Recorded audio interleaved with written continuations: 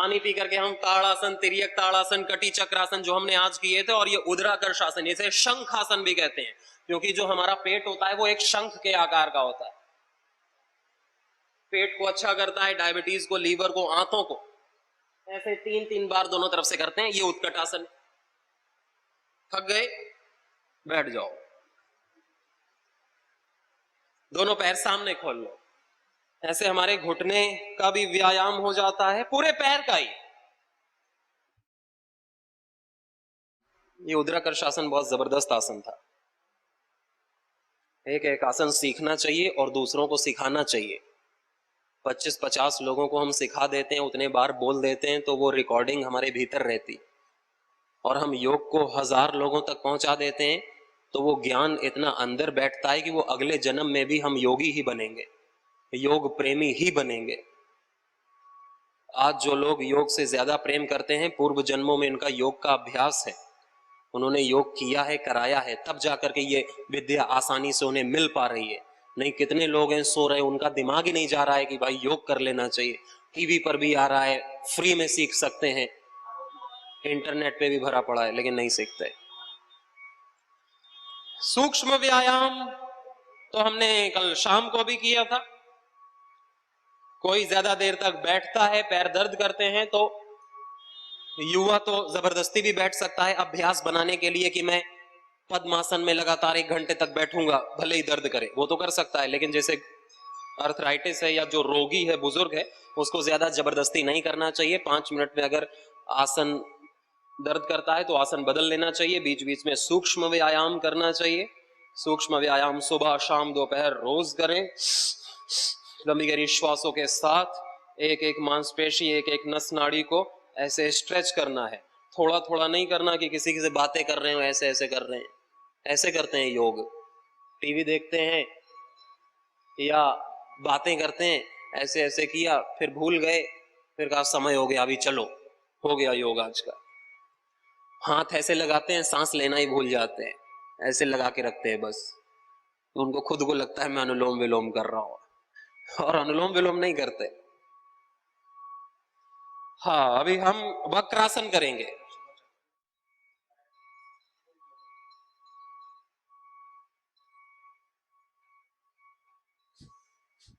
कपालभाति के साथ पूरा पीछे देखना है। इस आसन में भी उदराकर्ष अपने आप होता है। गैस निकल जाती है पेट की तुरंत। कभी भी पेट में गैस हो तो हम ये आसन करके गैस को निकाल सकते हैं। गैस को निकालने के बहुत सारे तरीके हैं, एक्यूप्रेशर है, लेकिन किसी को तरीका नहीं पता तो वो पड़ा रहता है, कलरता रहता है दर्द से, कभी छाती में घुसती है। पंचामृत पेय, जीरा, धनिया, सौंफ, अजवाइन, मेथी का पानी पीने से फिर गैस नहीं बनती है। ये अभ्यास हम कपालभाति के साथ प्रतिदिन करेंगे तो भी गैस नहीं बनेगी।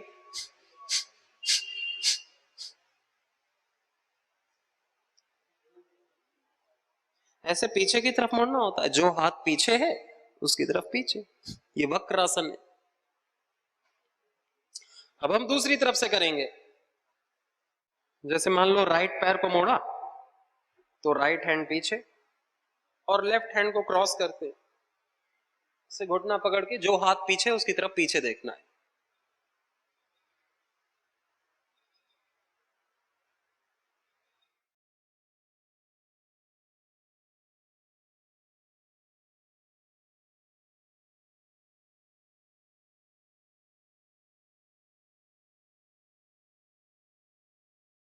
कपालभाति के साथ 100 स्ट्रोक्स कपालभाति के लगाने।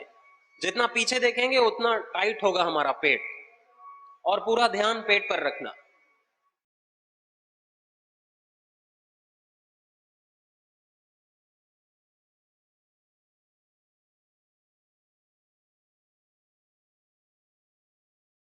ये पेट के आसन है।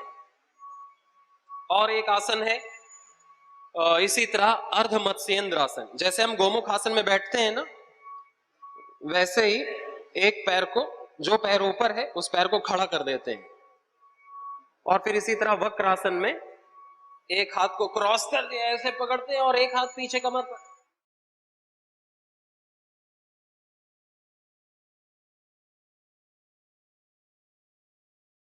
इसे कहते हैं अर्ध मत्स्येंद्रासन। जैसे हम राइट पैर की एड़ी को इधर लाए, लेफ्ट पैर को ऐसे पैर के उस तरफ ले जाकर के खड़ा कर दिया, लेफ्ट पैर को, और राइट हैंड, लेफ्ट नी, राइट एल्बो इधर क्रॉस कर लिया, हाँ पैर को पकड़ा, एक हाथ पीछे।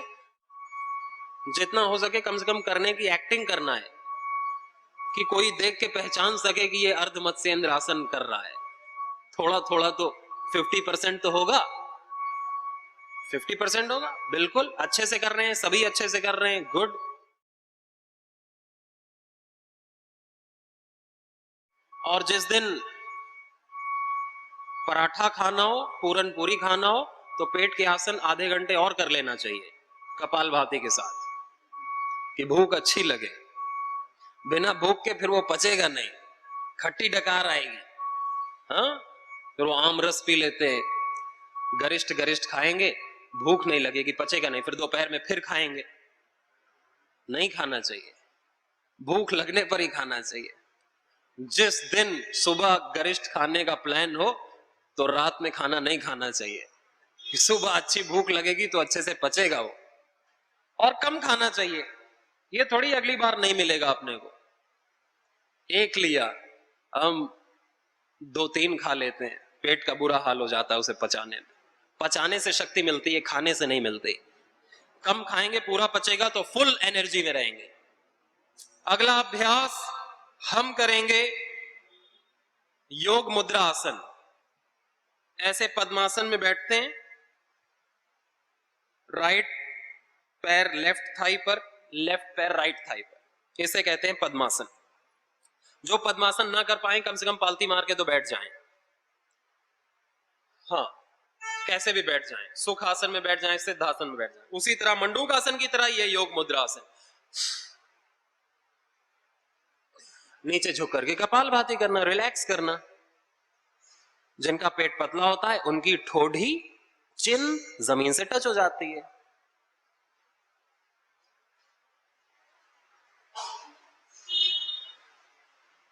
कपालभाति के 100 स्ट्रोक्स लगाने, पूरा ध्यान अपने पेट पर। इससे आपका पुरुषों का प्रोस्ट्रेट, महिलाओं यूट्रस, बच्चेदानी, कोई भी समस्या नहीं आती, गांठें नहीं पड़ती, मूत्र रोग नहीं होता, पेट की कोई समस्या नहीं होती। डायबिटीज के लिए अत्यंत लाभकारी है ये अभ्यास जो भी हम कर रहे हैं। डायबिटीज वालों को यही करना है, कोई अलग अभ्यास नहीं है कि डायबिटीज के लिए अलग होंगे, फैटी लीवर के लिए अलग होंगे, कब्ज के लिए अलग होंगे। यही अभ्यास पूरे शरीर में लाभ करते हैं।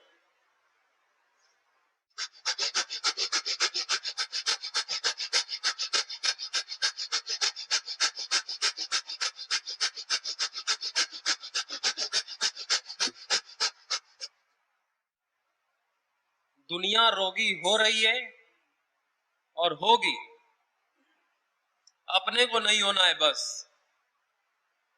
गलत काम दुनिया में हरदम होता रहा है, होता रहेगा, अपने को नहीं करना है बस। यदि अपनी दुनिया बदलनी है तो, अपने जीवन को स्वर्ग करना है तो, अपने को रोगी नहीं होना, अपने को दुखी नहीं होना, अपने को निराश नहीं होना, और जिससे मिलना है उसके जीवन में भी उल्लास आ जाए, ऐसा रहना है। उछलता कूदता फुदकता हुआ मस्त, दूसरा आदमी देख करके ही मस्त हो जाता और सोचता है यार इसका जीवन अच्छा है, ऐसा होना है मेरे को। वो प्यार करने लगता है मन ही मन, ऐसा बनना है अपने को, एकदम बच्चे की तरह एनर्जी में। अगला अभ्यास उत्थित पद्मासन। ऐसे हाथ जमीन पर रखते हैं और ऐसे उठ जाते हैं 1 मिनट के लिए। 1 मिनट से कम तो कुछ करना ही नहीं। ऐसे झूला भी झूल सकते हैं, फ्री का झूला है, झूलो। मेले में तो पैसा लगता है, इसमें भी कपालभाति कर सकते हैं। पूरा पेट स्ट्रांग हो जाता है, कंपन हो जाता है, वाइब्रेट करते हैं सारे अंग अंदर से।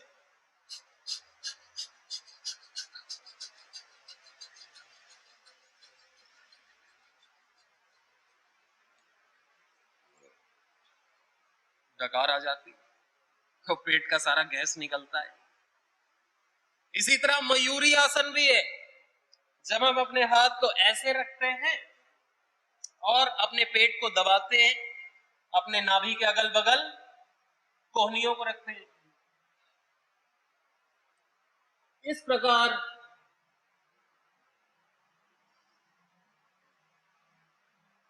पैर खोल के भी कर सकते हैं।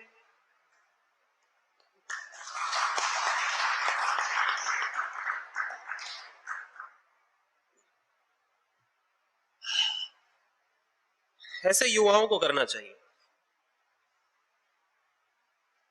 मयूरी आसन और मयूरासन। ऐसे वज्रासन में बैठ करके भी हम उत्थित वज्रासन भी कर सकते हैं।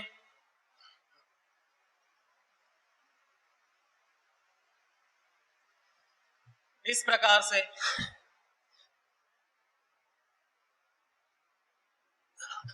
बल बढ़ता है हमारी मांसपेशियों का, हाथों का। ऐसे हम पैर सामने खोल करके तोल आसन, उसमें भी हम ऊपर उठते हैं।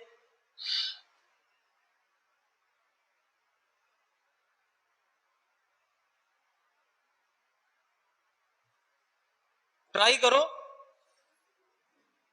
कम से कम आधा ही उठा लो। गुड, हो जाएगा, लेकिन थोड़ा प्रैक्टिस चाहिए ना। पेट पतला करना हो ना, तो पहले तो पाचन ठीक होना चाहिए। पाचन ठीक नहीं है तो पेट कैसे पतला? पाचन ठीक हो जाएगा। फिर पेट के लिए हम जो लेट करके अर्धहलासन करते हैं, बैठ के भी कर सकते हैं, इससे पेट पर फर्क पड़ता है। 5 बार में तो कुछ नहीं पड़ेगा, 50 बार में पड़ेगा। थाइस भी पतली होगी।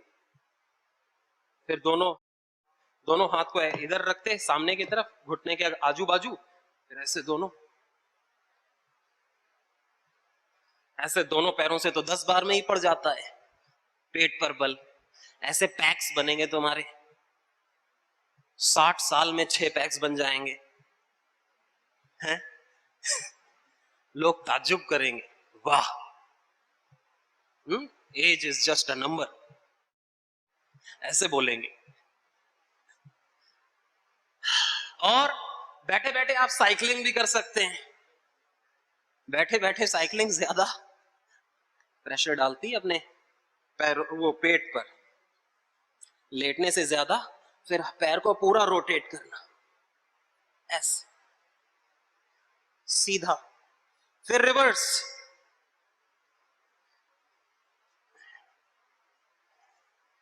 कम से कम 10-10 बार। थक गए? असली साइकिल फायदा नहीं करती। असली वाली साइकिल, उसमें तो सीट पतली हो जाती है, बैठ बैठ के इतना वजन रहता है। हमको पेट पतला करना है कि सीट पतली करनी है? ये नकली साइकिल चलाया करो रोज आधे घंटे, पूरा बीच तक घूम के आया करो मन ही मन। फिर दोनों पैरों से साइकिल,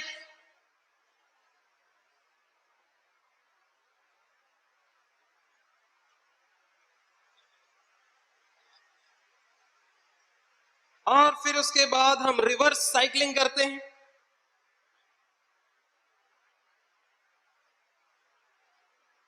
पूरा हमारा पेट पर, अंगों पर फर्क पड़ रहा है कि नहीं? हर प्रकार से। थाइस पर भी पड़ रहा है, थाइस भी पतली होंगी, मांसपेशियां मजबूत होंगी अंदर की। और फिर ऐसे लॉग रोटेशन भी तो करते हैं, पादवृत्तासन।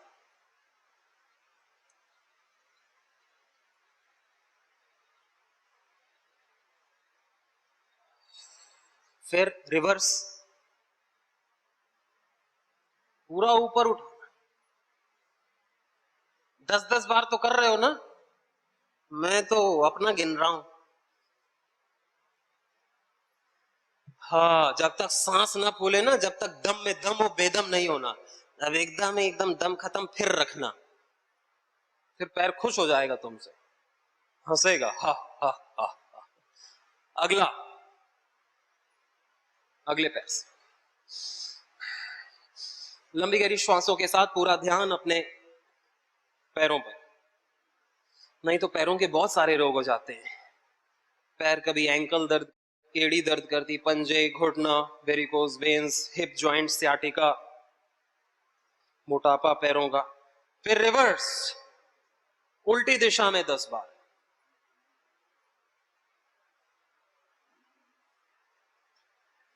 करो जिसका थाइज मोटा है, मेरा थोड़ी है। अब दोनों पैर से करो, दोनों हाथ सामने रख लेते हैं।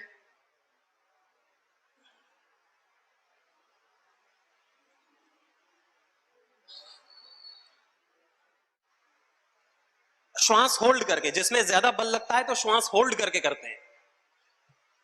जैसे बल वेट लिफ्टर उठाता है तो पहले प्राणायाम खींच लेता है, फिर उठाता है, तो उससे बल आ जाता है।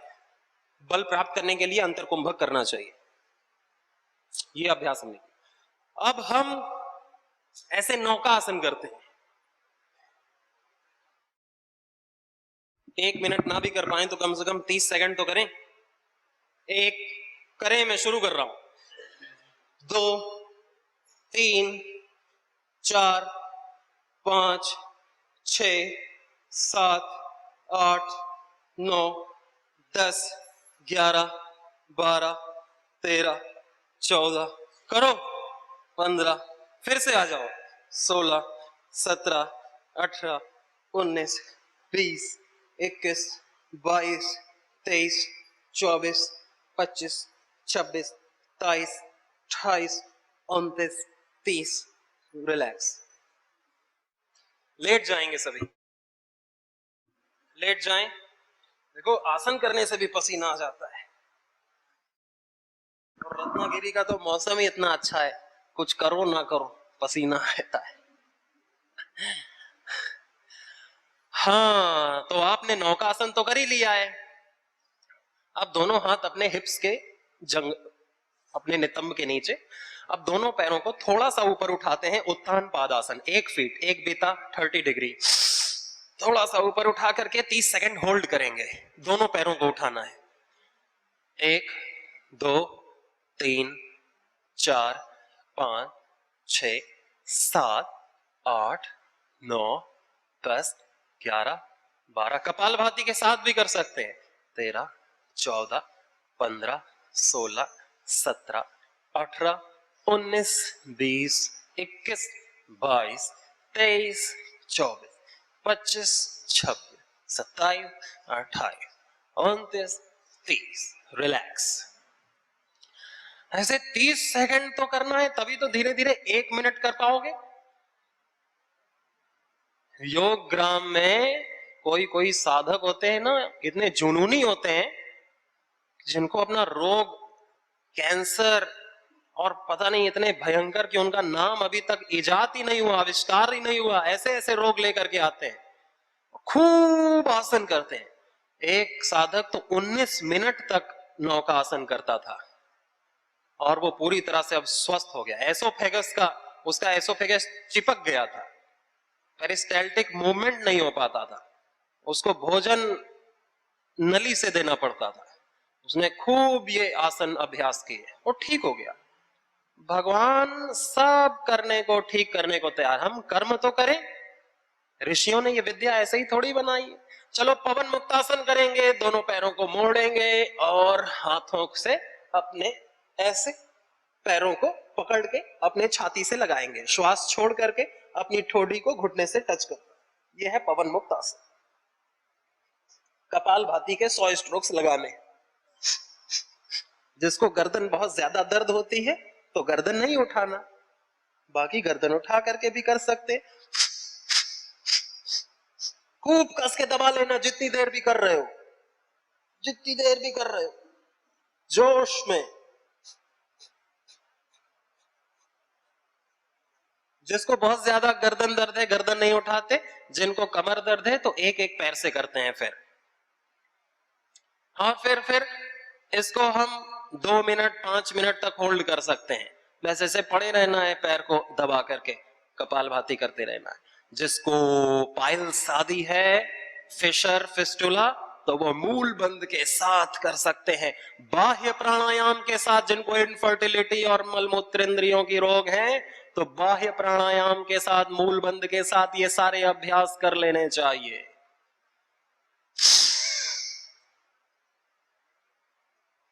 एक बार बाह्य प्राणायाम के साथ करके देखें। मूल बंद, उड्डीयान बंद और जालंधर बंद के साथ पवन मुक्तासन।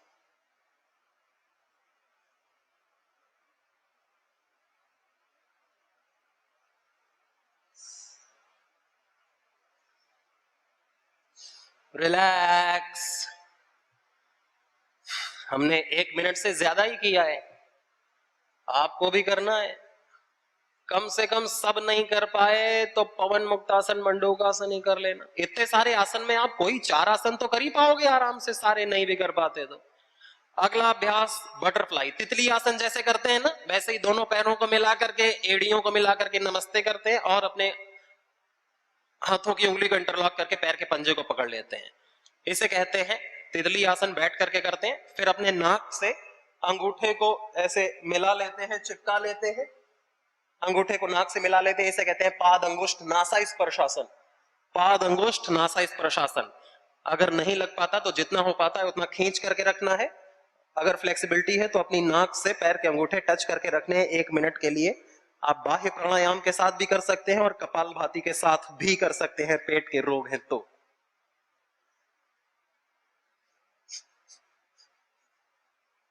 1 मिनट से कम नहीं करना है,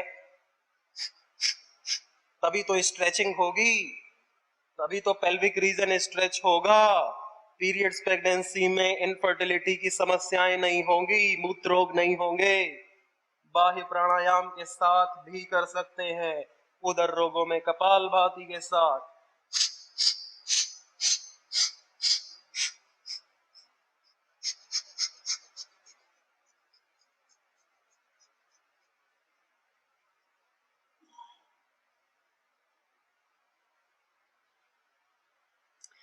रिलैक्स। अब अपने दोनों पैरों को ऐसे पकड़ो, अपने लेफ्ट हैंड को लेफ्ट लेग्स को लेफ्ट हैंड से, राइट लेग को राइट हैंड से ऐसे पकड़ लिया, पैरों को खोल लिया। जैसे नमस्ते किया था, पैरों को खोल लिया।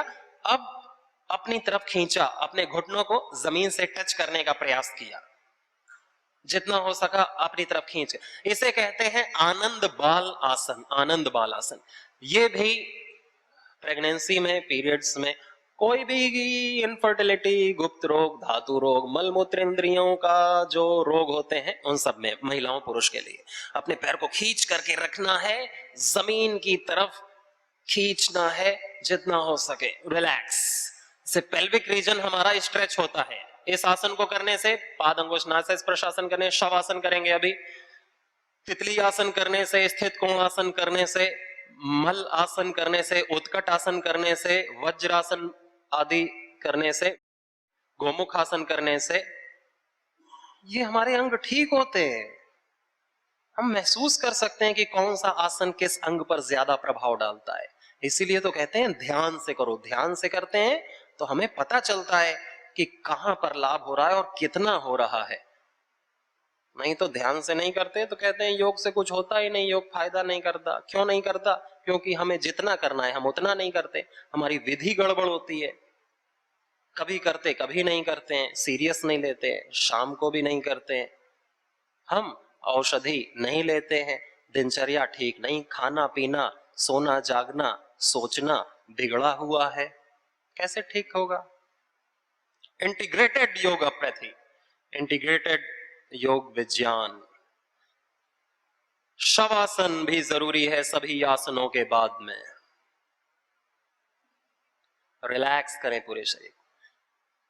कठिन ना हो पाए तो सूक्ष्म व्यायाम प्राणायाम और जितना हो सके 2-3 आसन कर लेना है। फिर खान पान पर बहुत ध्यान रखना है। समय समय पर रात का खाना तो हर दिन छोड़ सकते हैं, नहीं तो समय पर उपवास करना चाहिए। हफ्ते में कोई दिन, सोम मंगल बुध शनि रवि कोई भी, या एकादशी या कोई भी 15 दिन में तो कम से कम पेट को एक बार खाली रखें पूरा दिन, कि जितना भी मल जमा हो 15 दिन में वो सब भस्म हो जाए, निकल जाए, जठराग्नि उसे जला दे। जठराग्नि को भोजन नहीं मिलता तो हमारे रोगों को पचाती है।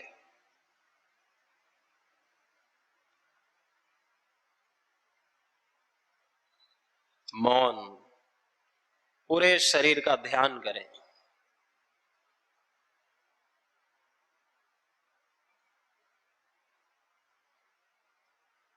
एतदालंबनम श्रेष्ठम एतदालंबनम परम एतदालंबनम ज्ञात्वा ब्रह्मलोके महि। ओम के हम हो चुके हैं, देव पथ के पथिक हैं हम। ओम के हम हो चुके हैं, देव पथ के पथिक हैं हम। जितने विकारी पाश हैं, भय मरण व्याधि त्रास हैं, सब मानसिक उपहास हैं। हम सजग हैं बस सो चुके हैं, ओम के हम हो चुके हैं, देव पथ के पथिक हैं हम।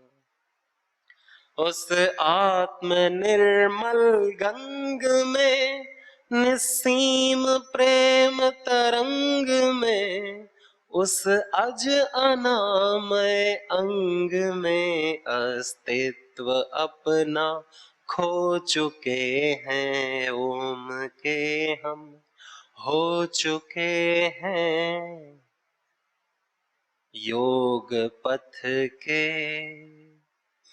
पथिक हैं हम। ओम के हम हो चुके हैं, देव पथ के पथिक हैं हम।